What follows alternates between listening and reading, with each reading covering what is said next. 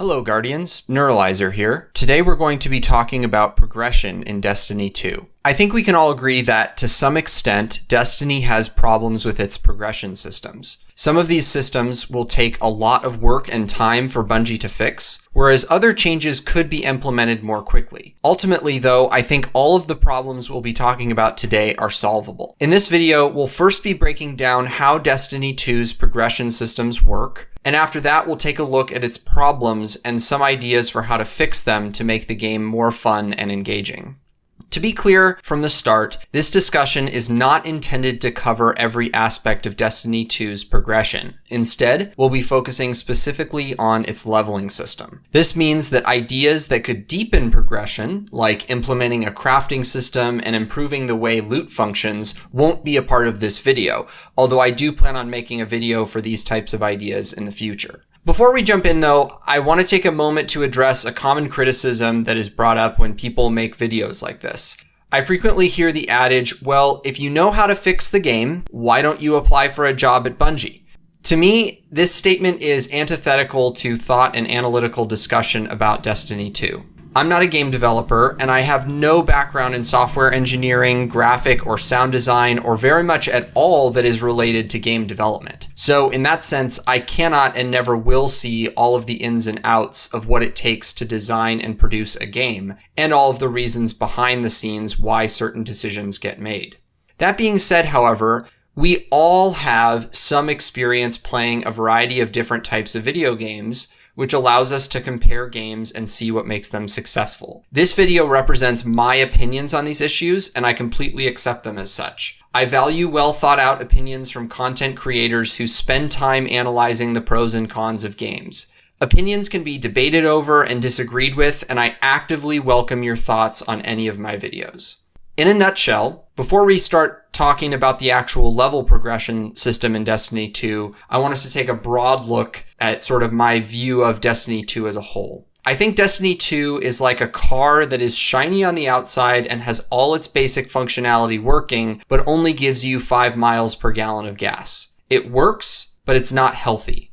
You can play it and enjoy it for a short time, but then it runs out of juice. I don't need to be a game developer to see that Destiny 2 is suffering and that it needs significant changes to ever get long-standing players back, let alone keep the ones that it has. As a community, giving constructive criticism is extremely valuable to a game like this, which is still trying to find its identity.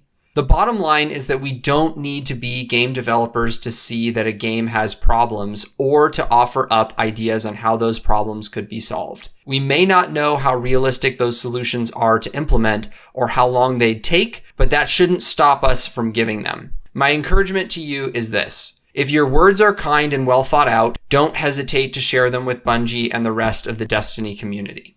Alright, with that preface behind us, let's talk about the game. Level progression in Destiny 2, how it works. Destiny 2's level progression system can be broken down into two fundamental areas. The regular level system, which we'll call the character level system in this video, and the power level system. Let's take a look at the character level system first. When you start playing Destiny 2, you begin in the campaign with your character at level 1. Character levels increase simply by getting experience from various activities within the game, the campaign, strikes, crucible, public events, etc. The base game has a max character level cap of 20.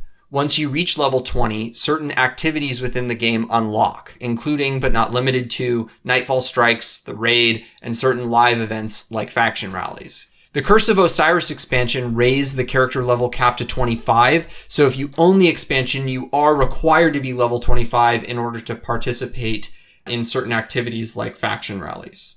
Destiny 2's character level system, from an RPG standpoint, is fairly simple. You get XP, you level up. Every subclass has special abilities, grenades, super, etc. that require upgrade points, and every time you level up, you gain 1 upgrade point. These upgrade points are also obtainable by completing certain campaign missions and adventures.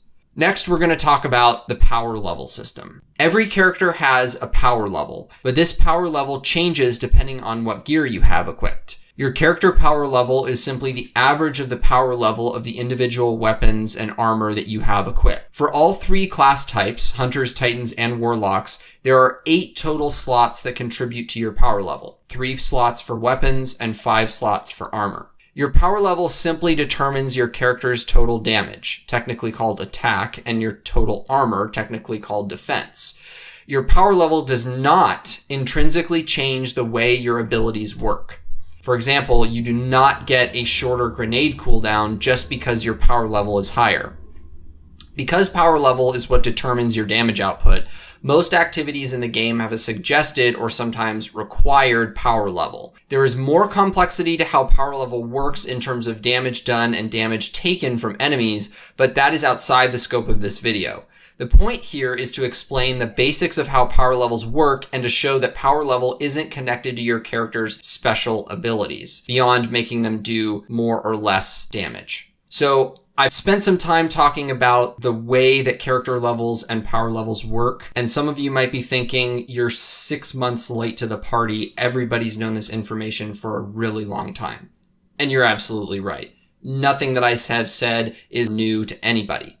But it's a preface so that we can actually discuss with a common foundation what some of the problems are with these systems. I felt like it was important for us to establish that commonality. So now that we've done an overview of that character level and power level systems of what they are, we are ready to talk about some of their problems. Let's start with the character level system first. I think the Curse of Osiris expansion revealed the biggest problem with the character level system in Destiny 2. For character levels 21 through 25, your only reward was an illuminated engram. You were not given upgrade points or anything that changed your character whatsoever. The reason, likely, that these levels didn't award upgrade points is because by completing the vanilla campaign, you probably already had all the upgrade points you needed to fill out all of your skill trees for all 3 subclasses. This, I believe, is one of the core problems with Destiny 2's character level progression system. The skill trees are, in my view, overly simplistic and leave the player with almost no customizability options. There can therefore only be a limited sense of a character build. In Destiny 2, each subclass has only 3 grenade choices, 3 jump choices, 2 class-specific ability choices, and 2 clusters of choices for your super. Each of these nodes are unlocked with upgrade points, but once they're all unlocked, that's it.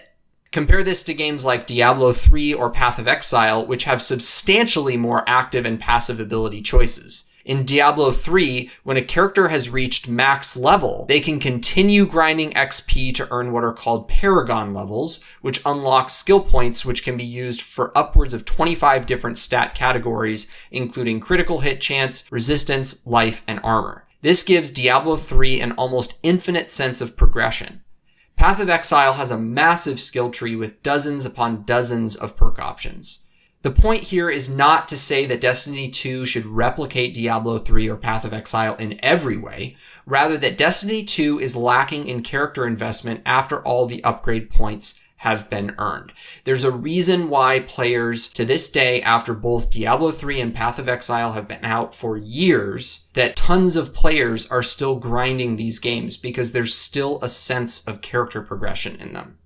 The fact that character levels in Destiny 2 for the expansion only reward you with illuminated engrams should cause us to ask the following question. What is the point of character levels in this game? Beyond gating certain activities, the answer is that there really is none. Character levels don't make you more powerful, and once you hit the cap, there is no reason for you to continue caring about your character level. Any solution to this system should focus on how to make this a much stronger core game system that could give players hours of investment, like Diablo 3, like a Path of Exile, and allow people to really make their characters their own. What we actually got in Destiny 2 was an oversimplification for little, if any, justifiable reason. I believe that the solution to the character level problem is not only to make changes to the current system, but also to add to it. One way to modify the current system would simply be to just let the skill trees breathe. Give us more complex skill trees with triple or quadruple the options we currently have. The way that Destiny 1 broke out each of the subclass perk options was much more interesting, so reverting back in that direction would be wise. I think even Destiny 1 was oversimplified to a certain extent, but at least it had enough complexity to be interesting.